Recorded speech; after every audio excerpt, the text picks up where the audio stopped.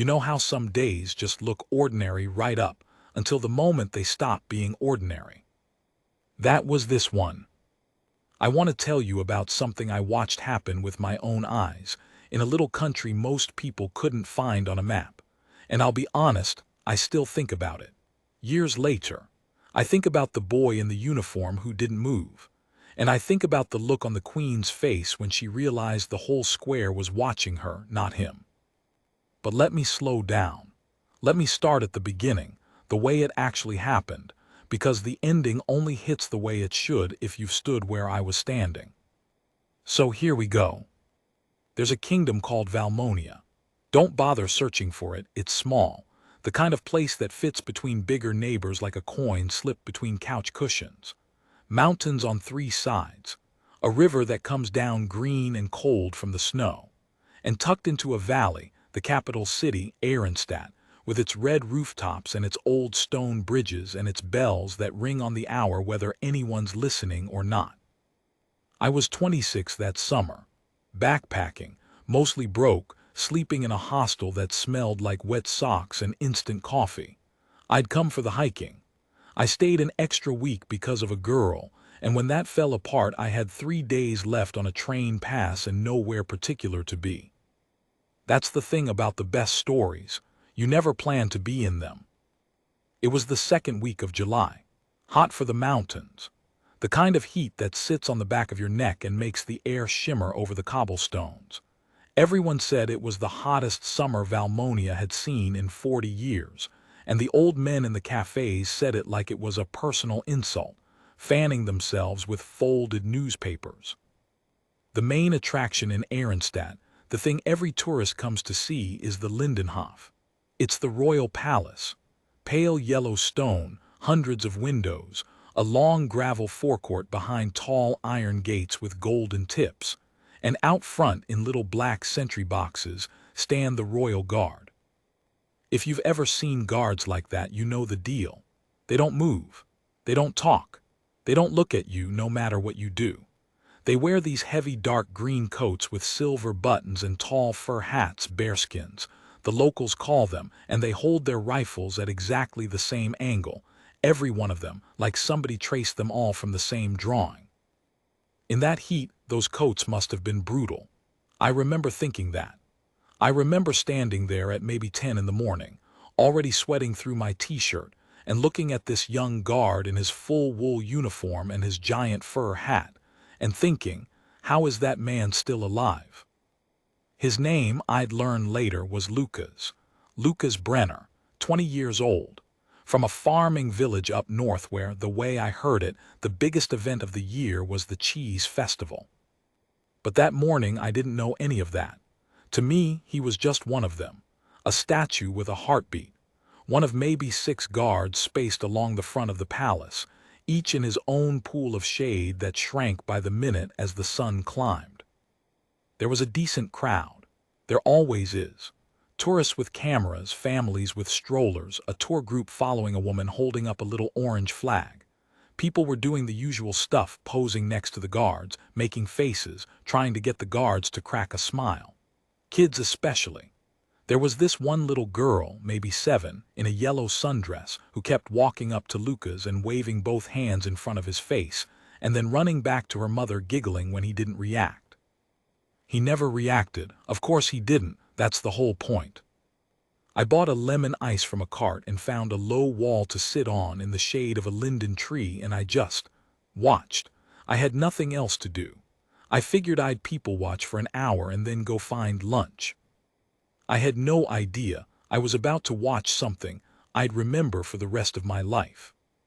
Now, here's what you need to understand about Valmonia and about Queen Adelheid in particular, because it matters for everything that comes after.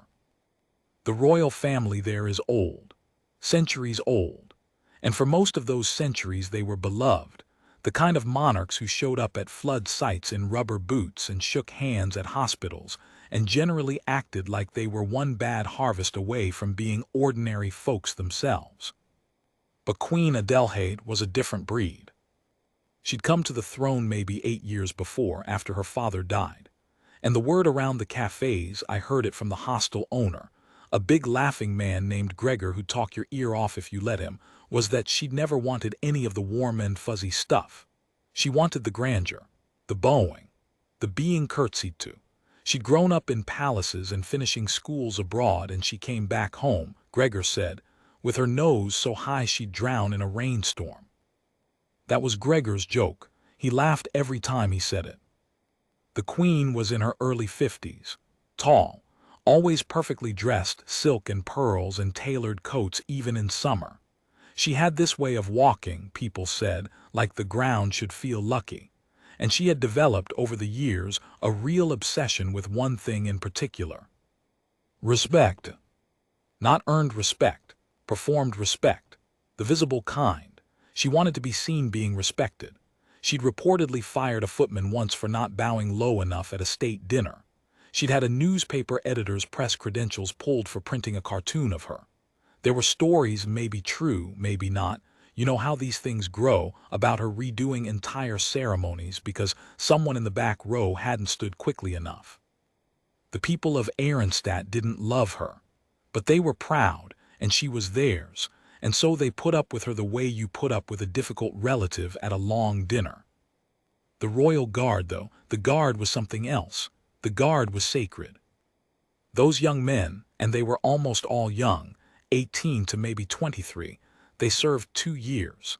It was a huge honor. Families wept when their sons were selected. There were rules about the guard that went back hundreds of years, and one rule above all others, the rule every Valmonian knew the way Americans know the pledge. A guard on duty does not move, not for the weather, not for the crowd, not for the king or the queen themselves. The idea was that the guard's stillness belonged to the nation, not to any one person. He stood for the country, and the country, in some old symbolic way, stood above even the monarch. A guard who broke his post for a royal would be saying the royal mattered more than the duty, and in Valmonia, nothing mattered more than the duty. It was beautiful, honestly, when Gregor explained it to me. He got almost teary. The guard does not bend, he said, thumping the bar. Not for her, not for anyone. That is the one thing she cannot have. I didn't think much of it at the time, just a nice piece of local color. I sure thought about it later. So it's mid-morning, the square is full, the heat is climbing, and around 11 things start to change in this small, almost invisible way. First, the guard's commanding officer comes out. You could tell he was the officer because he wore a different sash, deep red, and he didn't stand in a box. He walked the line, slow, hands behind his back, checking each man. He stopped at Lukas longer than the others, said something low. Lukas didn't move, but I saw the officer give a small nod, the kind you give when you're trusting someone with something. Then a couple of palace staff appeared at the gates. Then more. Then someone rolled out a red carpet runner across the gravel, actually rolled it out, like in the movies, and the crowd started to murmur, that low rising buzz a crowd makes when it senses something's coming. A woman near me asked a guards officer in Valmonian what was happening. He didn't answer her, but a palace guide standing nearby leaned over and said, in 3 languages so all of us got it, that Her Majesty Queen Adelheid would be departing shortly for a state visit, and that we were welcome to watch, and that we should please remain behind the rope line and keep quiet and respectful. You should have seen the crowd light up. Phones came out by the 100. People started pushing toward the front. The little girl in the yellow sundress was hoisted onto her father's shoulders. The tour group with the orange flag bunched up tight. Everyone wanted to see a real live queen. I'll admit it, I stood up too, walked over, found a spot near the rope, maybe 30 feet from Lukas's sentry box, close enough to see the sweat on his upper lip, close enough to see that his eyes, fixed straight ahead, had that glassy faraway focus that I imagine soldiers train into themselves so they don't have to feel their feet screaming. The bells rang 11, and right on cue, the great doors of the Lindenhof opened. Out she came, Queen Adelheid. And I have to tell you, the crowd went quiet on its own. Nobody told us to, she just had that effect. She was wearing this pale blue coat dress, cinched at the waist with a row of buttons that caught the sun and pearls and a small hat tipped at an angle that probably took a stylist 20 minutes. She wore gloves, white gloves, in July. She came down the palace steps slow and certain, with two ladies-in-waiting trailing her and a private secretary, a thin, nervous man with a leather folder clutched to his chest, half a step behind. The red carpet ran from the steps across the gravel to a black car waiting just inside the gates. All she had to do was walk that carpet, get in the car and go. That was it. That was the whole event. 30 seconds of walking. We'd all have clapped and gone for lunch and that WALD quote VEB in the morning. But about halfway down the carpet, she stopped. She'd noticed something, and I watched her notice it. I watched her head turn just slightly toward the line of guards, toward Lukas specifically because his box was the closest to the carpet. And here's the thing, here's the small thing that started all of it. He hadn't bowed. Now none of them had bowed. They can't. That's the rule. A guard on duty doesn't move, not even for the Queen. Every Valmonian in that crowd knew it. The officer knew it. The palace staff knew it. The whole point of the Royal Guard's honor was that they stood still for the country and not for any single living person, royalty included.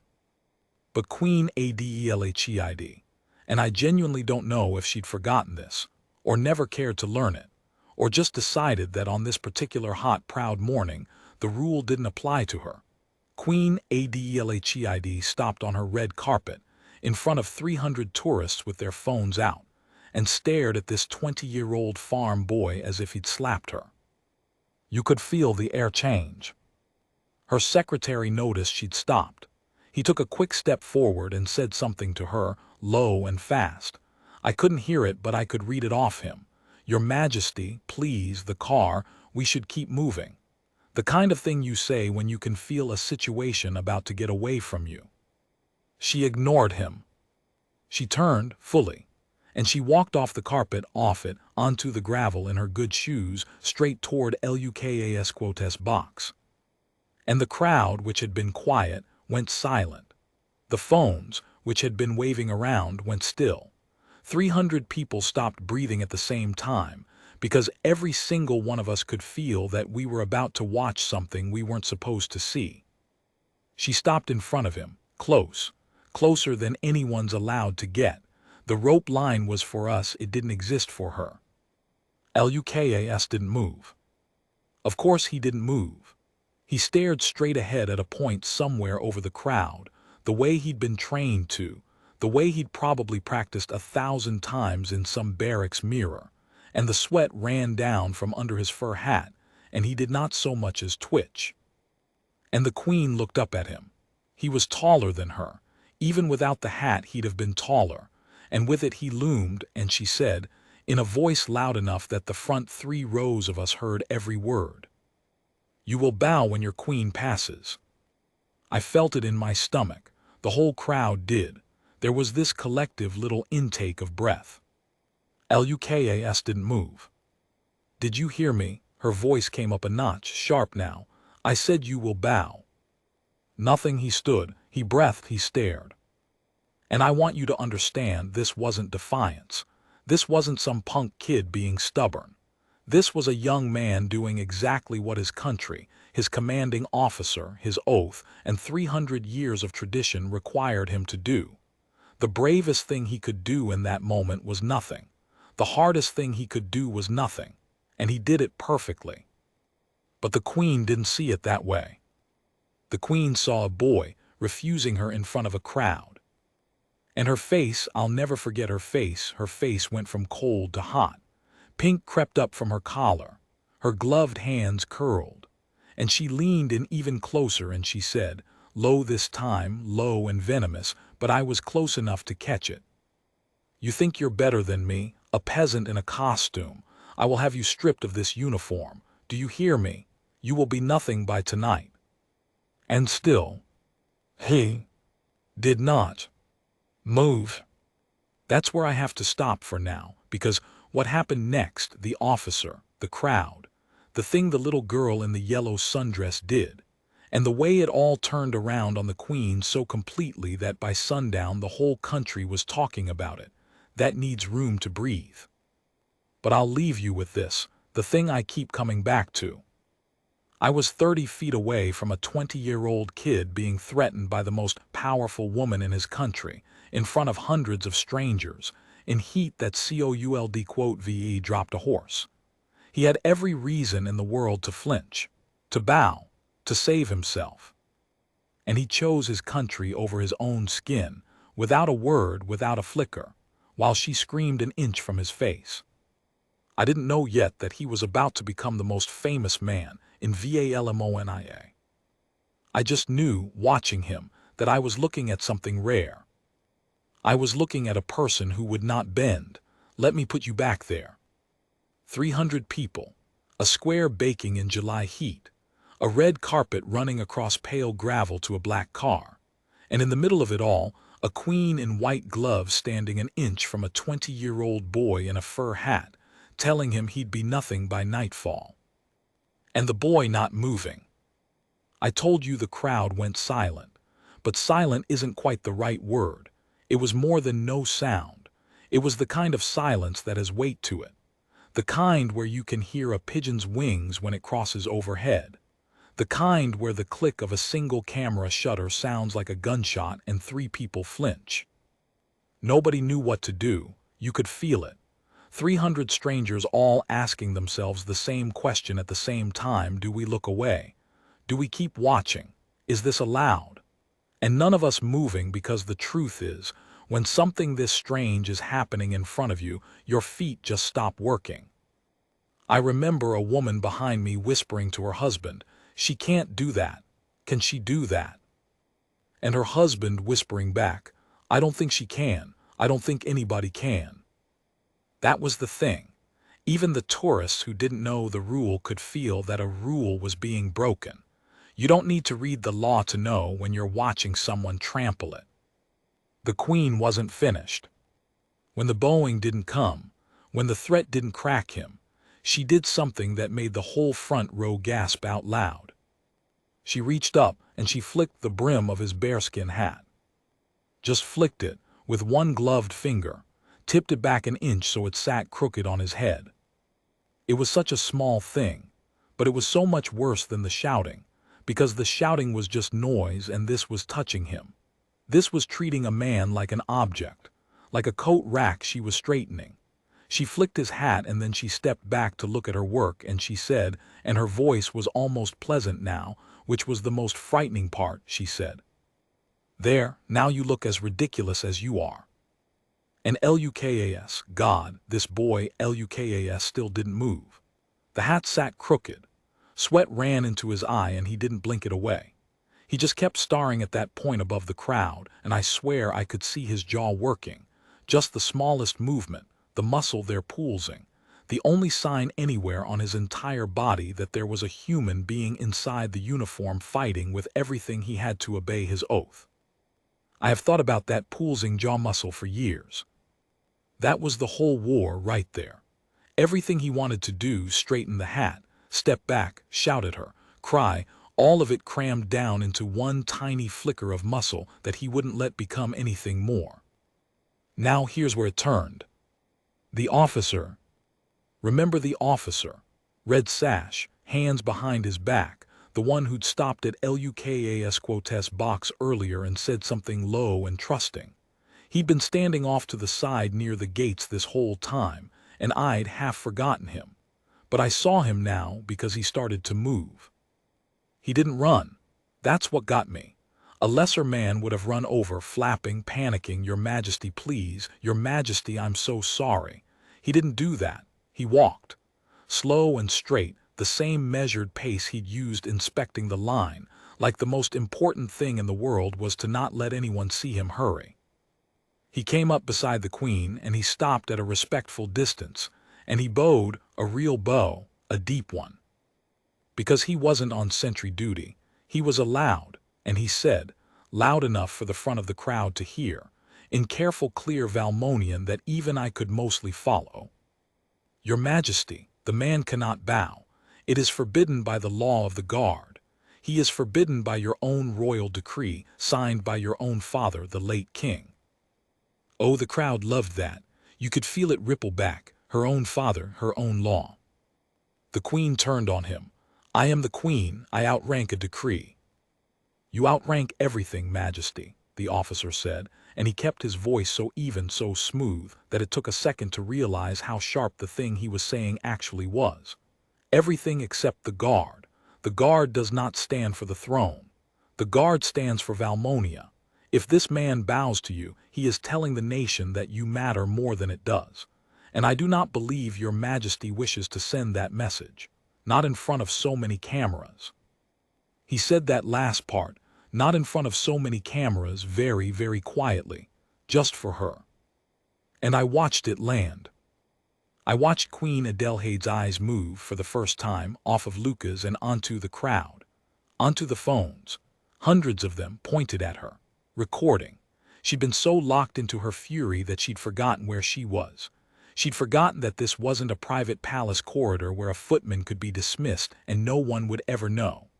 This was the front of the Lindenhof in tourist season at 11 in the morning, with the whole watching world holding its breath. I saw the calculation start behind her eyes. But here's the thing about pride. Real pride, the kind she had. It doesn't let you back down clean. It can't. Even when the smart move is right there in front of you, smile, wave, get in the car. This never happened. Pride grabs your sleeve and says, no, you'll look weak. So instead of backing down, she doubled. Then I'll have a new decree, she said, loud, chin up. Tonight, the guard will bow, all of them, to me. She turned back to Lukas.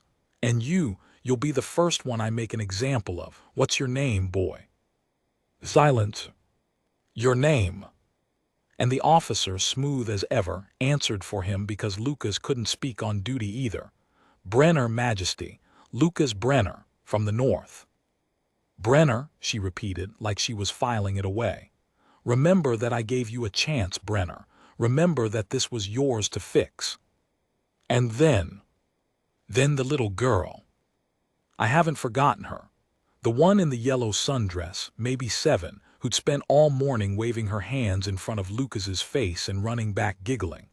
She'd been up on her father's shoulders this whole time, watching, the way kids watch, wide open, no filter, taking in everything and understanding more than the adults think.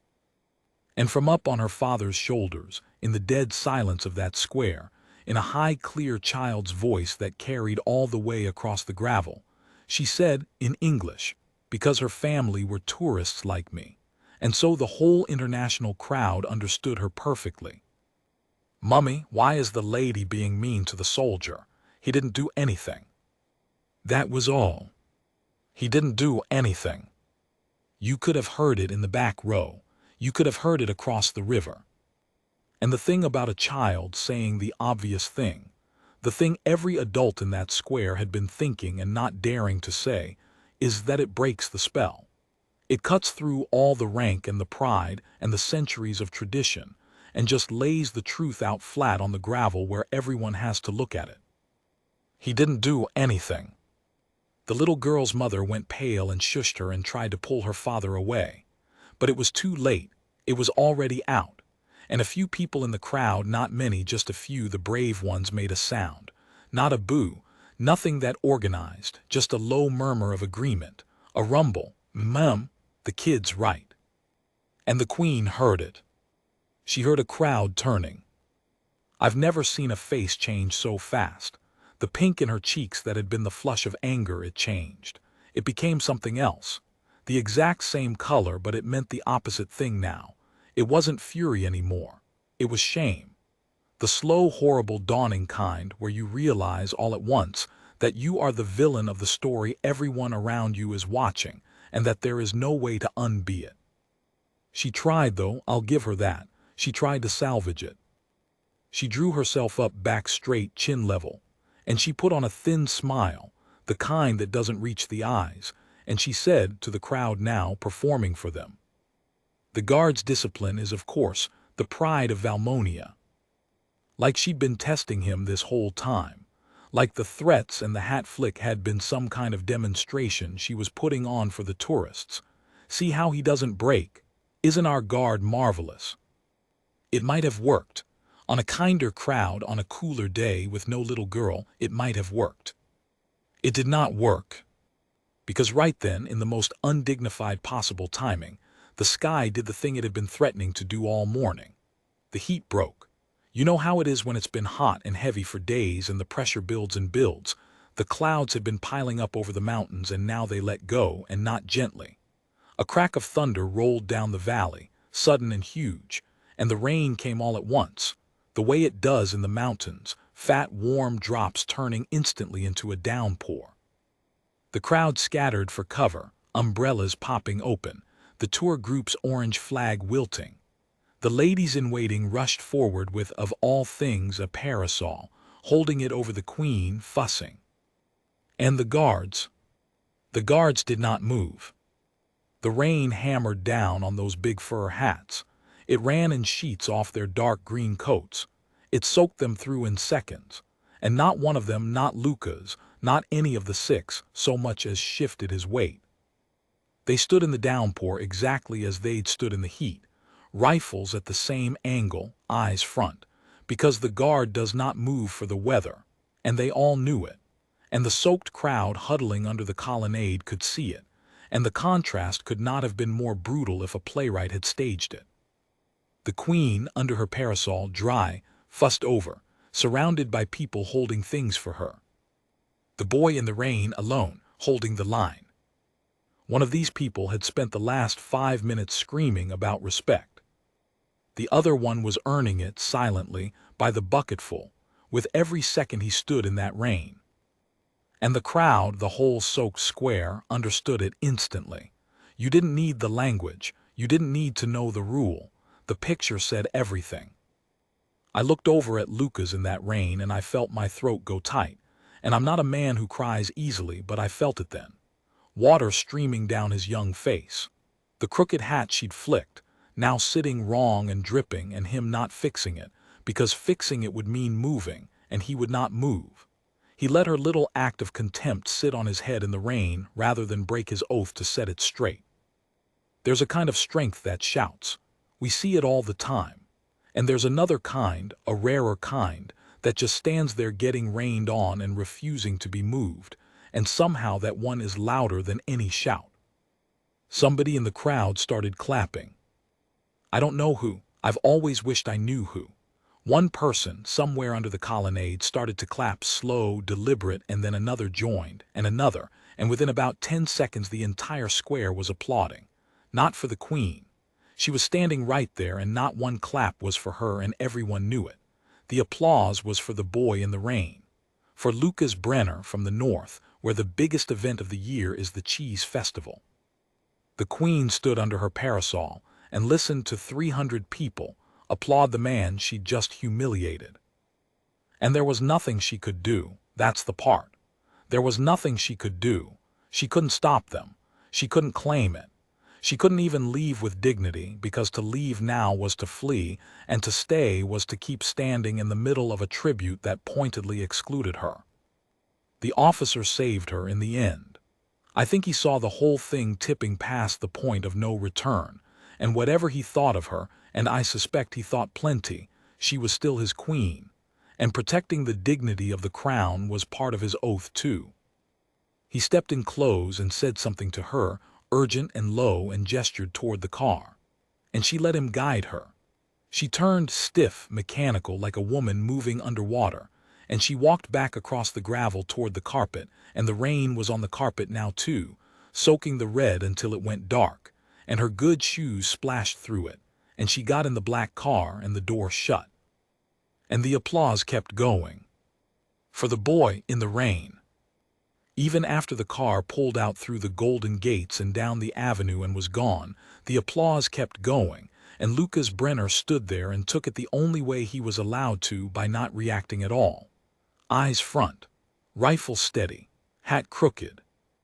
But I was close, 30 feet, and I'll tell you what I saw that nobody in the back rows could have seen. I saw a single tear go down his face, mixed in with all the rain so that you'd never know it was different. Except I was close enough to see that this one came from his eye and not the sky. He was 20 years old.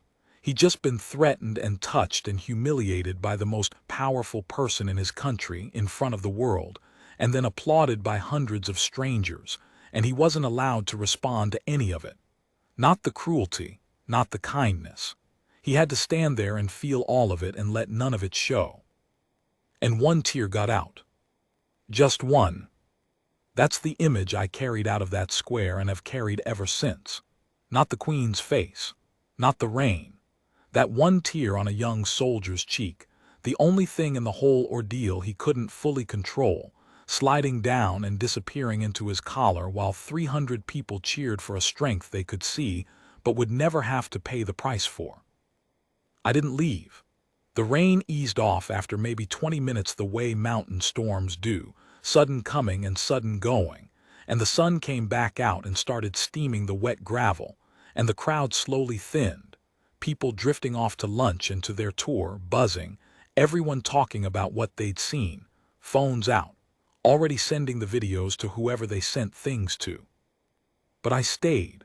I sat back down on my low wall under the linden tree in the wet, and I just watched Lukas finish his shift. Because that was the thing nobody else seemed to think about. The drama was over for the crowd. They'd gotten their show. But for him, nothing was over. He still had to stand there. For another hour, it turned out.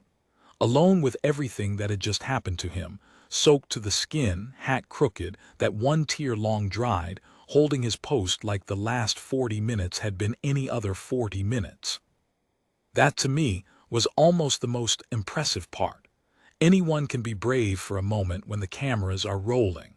He was brave for the long, quiet hour afterward when nobody was watching but me.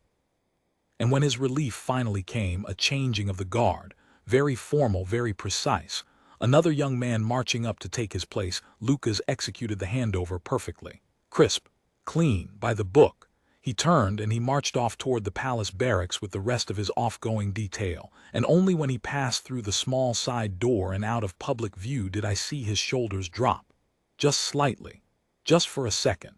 The breath of a man who'd been holding it for hours. Then the door closed and he was gone. I figured that was the end of it. A wild story I'd tell at parties.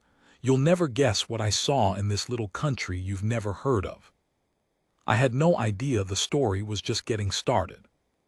Because what I didn't know, what none of us standing in that square knew, was that the Queen had meant every word of her threat, and that by the time the sun went down, there really would be a decree, and a reckoning, and a choice that the entire kingdom of Valmonia would have to make, all because of a boy who wouldn't bow and a queen who couldn't bear it. That's part 3. That's where it all comes due. I almost didn't find out how it ended. I had a train booked. The next morning north, then a connection out of the country, and that was supposed to be it for me and Valmonia. A wild story and a wet pair of shoes. But here's what happened. That evening I went back to the hostel, and Gregor, the big laughing owner, was not laughing.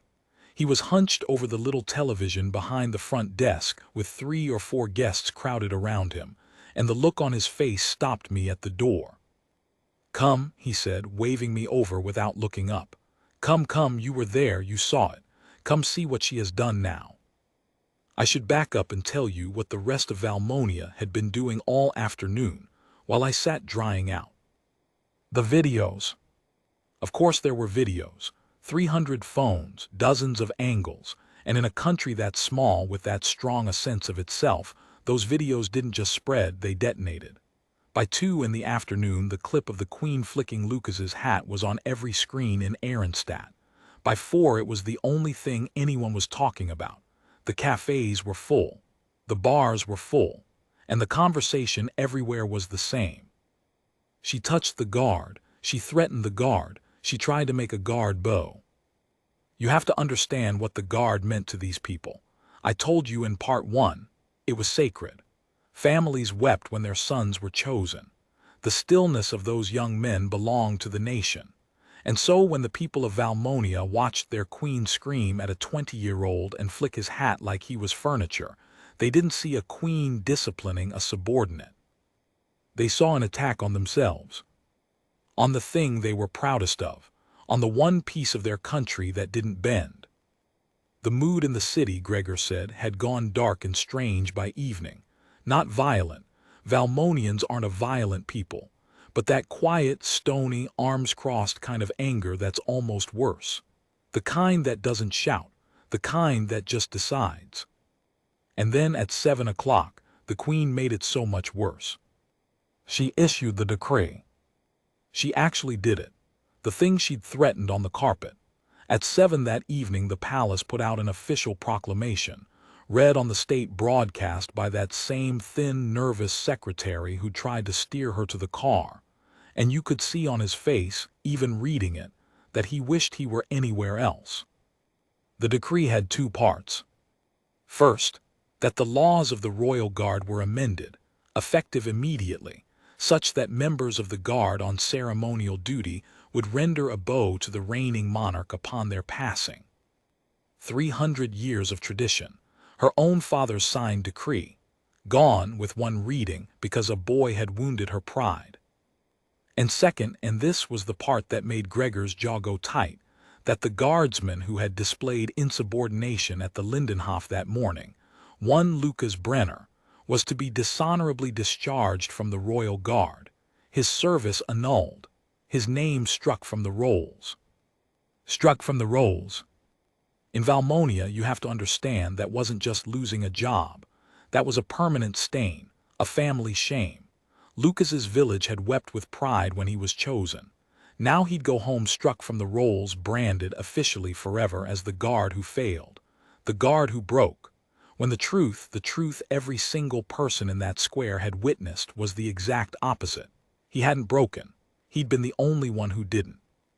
She was going to punish him for his courage and call it a punishment for cowardice. That's the thing about a certain kind of power. It doesn't just want to win. It wants to rewrite what happened so that it was right all along. I stood in that hostile lobby watching the secretary read it out, and I felt sick. I genuinely felt sick. I thought about that one tear in the rain. I thought about the boy holding his post for an hour after the crowd left, when nobody was watching but me. And now this. They cannot do this, said a German backpacker next to me. They cannot just, she cannot just. She is the queen, said Gregor heavily. She can do as she likes.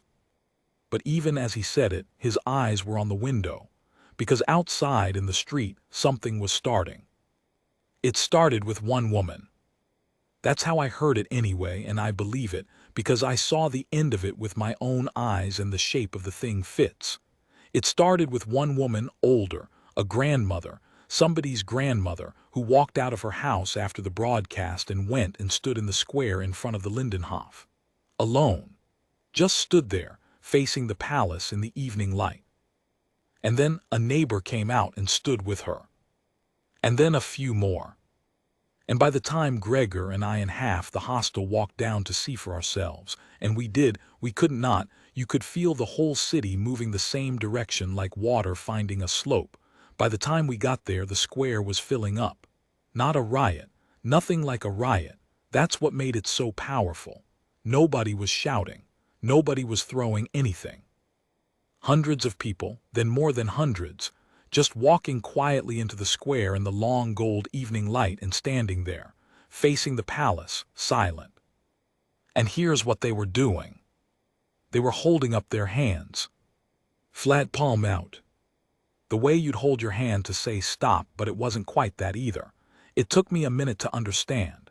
It was an old Valmonian gesture, Gregor explained, voice low, almost reverent. The gesture you make at a soldier's funeral. The gesture that means we see you, we honor you, we will hold your place. The gesture the country makes for someone who gave something for it. They were giving it to Lukas. A whole city. Hundreds and then thousands of raised flat hands in the gold light, silent, facing the palace where the queen sat behind her hundreds of windows. It was the most beautiful and the most frightening thing I have ever seen a crowd do, because there was no leader. There was nothing to negotiate with. There was no one to arrest. There was just a country standing in its own capital square telling its queen without a single word, "You have made a terrible mistake, and we all know it, and we are not going home." I won't pretend I know everything that happened inside the palace that night. Nobody outside it does. But the broad strokes came out later, in the papers, in the way these things do, and Gregor pieced the rest together from cousins who knew people, the way everything works in a country that small. Here's what's known. The queen at first would not bend. Of course she wouldn't. Bending was the one thing her pride could not survive. She reportedly told her advisors to ignore the crowd, that it would disperse by morning, that a monarch does not negotiate with a mob. But the crowd did not disperse. It grew, all night. Word went out and people came in from the villages driving in, walking in, and by midnight the square was packed and the side streets were packed and still, nobody shouted, nobody broke a window, they just stood with their flat raised hands and their silence, which was so much louder than any chant. And one by one, the people the queen depended on began to fail her. The army quietly let it be known it would not clear the square. The officer of the guard, the same man with the red sash, the one who'd stood between her and disaster that morning, reportedly went to her late that night and told her with that same smooth, unbreakable calm that if Lukas Brenner was struck from the rolls, he himself would resign his commission, and that he believed the entire guard would follow him. The whole guard, gone, the pride of Valmonia walking off their posts because of her. And the Prime Minister, Valmonia had won. The Queen reigned but didn't entirely rule. The Prime Minister came to the palace at 2 in the morning and, the story goes, did not bow when he entered the room. A small thing, a pointed thing. The same weapon she tried to use on Lukas, turned around and handed back to her. Even her own secretary, the thin, nervous man, reportedly asked to be relieved of his duties rather than read out any further decrees. She was by dawn a queen alone in a palace, with a silent country standing outside her gates and not one person left inside willing to tell her she was right. The decree was reversed at 7 the next morning, exactly 12 hours after it was issued. Same secretary, they must have talked him back into it, same broadcast. He read out, in a voice carefully scrubbed of any emotion, that, after due reflection, Her Majesty had determined that the laws of the royal guard were a treasure of the nation and would remain wholly unaltered, as they have stood for 300 years and shall stand for 300 more. And that the discharge of Guardsman Lukas Brenner was annulled, rescinded, as if it had never happened, his service restored in full with the gratitude of the crown. With the gratitude of the crown. She couldn't quite apologize. Even then, even beaten, she couldn't make her mouth form the actual words, but everyone heard the apology underneath. The whole country heard it. A queen forced, by her own people standing silent in a square, to take back the cruelty she'd done to a farm boy who wouldn't bow. When the broadcast ended, the square, which had stood silent all night, 12 straight hours in the dark and the cold mountain dawn, the square finally made a sound. It wasn't a cheer exactly. It was bigger and softer than a cheer. It was the sound thousands of people make when they let out a breath they've been holding all night. A great low O rolling across the cobblestones, and then the applause, the second round of applause for Lukas Brenner in less than a day, except this one came from a whole country and went on for a very long time. And then peacefully, the way they'd come, the people of Valmonia went home and made breakfast. I missed my train. Obviously, I missed my train. You don't watch a thing like that and then go catch a connection. I stayed 3 more days, and in those 3 days I saw the aftermath, the small human parts of it that the news doesn't bother with but that are really the whole point. I saw the square turned into a kind of shrine. People left things at the gates of the Lindenhof, not angry things, kind things. Flowers, notes, little drawings mostly by children of a guard in a fur hat standing in the rain. The little girl in the yellow sundress, I found out, had become a minor legend herself. The child who said the true thing. And her family, who I think had been planning to leave, ended up staying an extra week too, a little dazed by the whole business. The mother still apologizing to anyone who'd listen for not shushing her daughter faster. Everyone telling her no, no, you don't understand, she's the reason, don't you dare apologize. I saw Gregor cry, actually cry real tears when he talked about it. This big laughing man who joked about everything. He put his hand flat on his chest and he said, I did not know.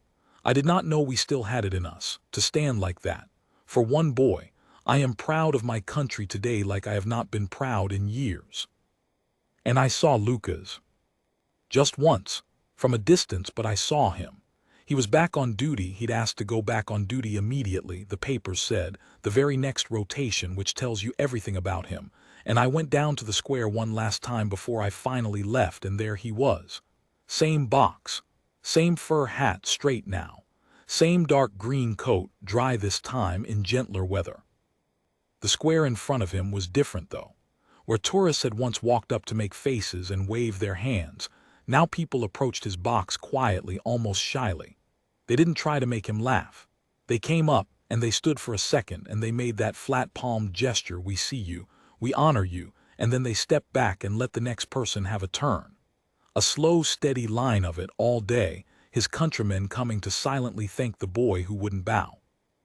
And Lukas, of course, didn't react, couldn't react, eyes front, rifle steady. A guard on duty does not move. But I was watching closely, the way I'd learned to watch him. And every time someone made that gesture and stepped away, I saw it again, the smallest thing, the only thing he was human enough to let through. That muscle in his jaw.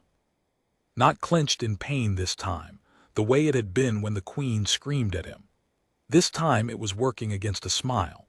He was standing there, forbidden to move, forbidden to acknowledge a thing, while his whole country came one by one to honor him.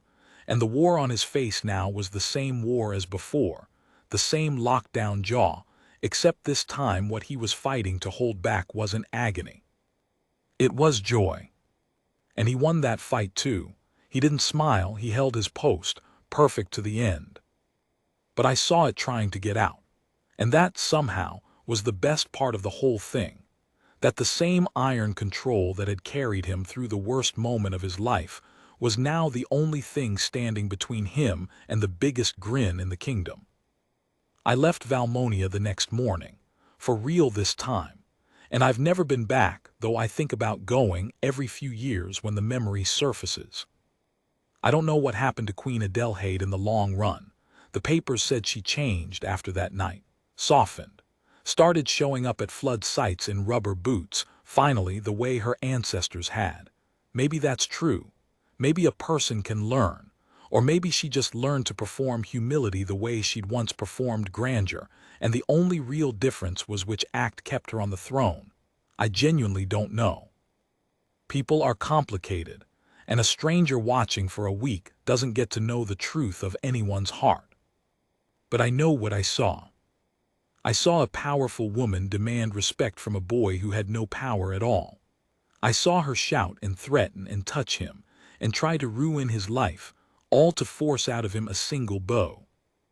And she never got it. She got a decree reversed instead. She got a silent country standing in a square all night. She got her own ministers and soldiers and servants refusing her one by one. She got, in the end, the deepest public embarrassment a monarch can suffer, not from a rival, not from an enemy, but from a 20-year-old farm boy who simply stood still and would not bend. Because that's the thing she never understood, and I think the reason she lost so completely. Respect was the one thing she wanted most in all the world, and respect was the one thing she could never, ever order someone to give. You can make a man bow. With enough power you probably can. You can break him until his body folds. But the respect she was actually starving for, the real kind, the kind that fills a square at midnight and raises 10,000 flat hands in the dark, that you can only earn. And you earn it the way Lukas Brenner earned it, by standing for something bigger than yourself, By holding the line when holding the line costs you everything. By taking the cruelty and the rain and the one escaped tear and not bending, because what you're protecting matters more than what it's doing to you. She wanted to be honored. He just did his duty. And the whole world saw which one of them deserved the bow. I'll leave you with the picture I keep, the one I'll have until I'm old. A boy in the rain, a crooked hat he wouldn't fix, a jaw working against everything he wasn't allowed to feel, and a single tear going down, lost in the storm, the only thing in the whole ordeal he couldn't quite command. He stood his post. And by morning, a queen had learned what every cruel and powerful person learns too late. That the people who refuse to bow are exactly the ones the world will end up bowing to.